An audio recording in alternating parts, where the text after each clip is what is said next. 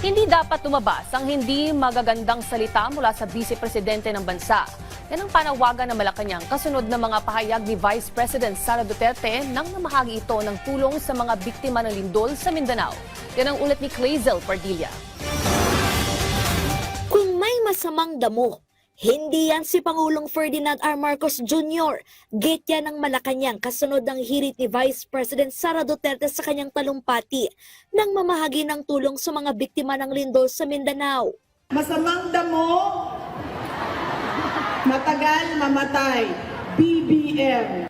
Sa sinasabing masamang damo, madaling mamatay, BBM, sa aking pagkakaalam ay nabanggit niya si dating Pangulong Duterte, kinukwento niya about this.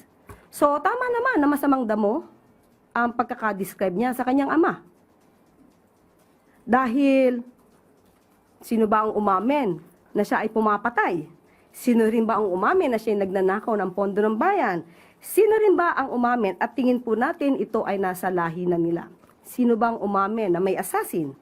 Sino ba ang gumagamit ng marijuana habang siya ay presidente na? Yan naman ay inamin lahat ng kanyang ama. So maybe tama ang pangulo, tama ang vice presidente sa pagkakadescribe sa kanyang ama na masamang damo. Sinagot din ng Malacanang ang biro ni VP Duterte na umuwi na lang dahil baka masuspende pa matapos ang mga binitawang salita.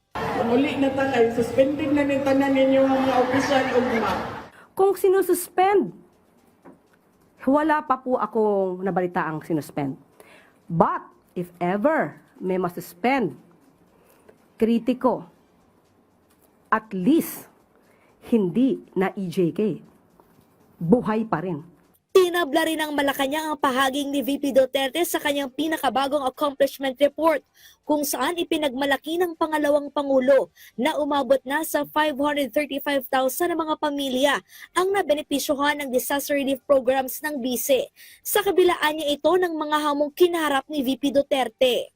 Naging mas mapaghamon man ang pagpapatakbo ng ating mga programa dahil sa mga walang basihang batikos at sistematikong atake laban sa atin, nanatili tayong matatag. Hindi nito kailanman natinag ang ating adhikaing makapaglingkod at masuklian ang tiwalang ipinagkaloob sa atin ng mamamayang Pilipino.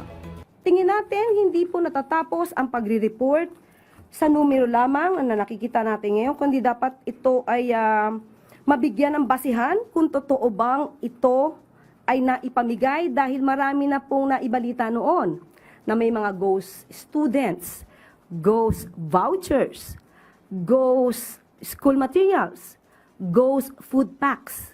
So, sabi nga natin, dapat makumpleto ang report, hindi lamang sa numero.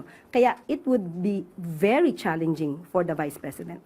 Para sa Malacanang, pabiro man ang mga sinabi ni VP Duterte, hindi raw dapat lumalabas ang hindi magagandang salita mula sa ikalawang pinakamataas na opisyal ng bansa. Clazel Pardilla para sa Bayan.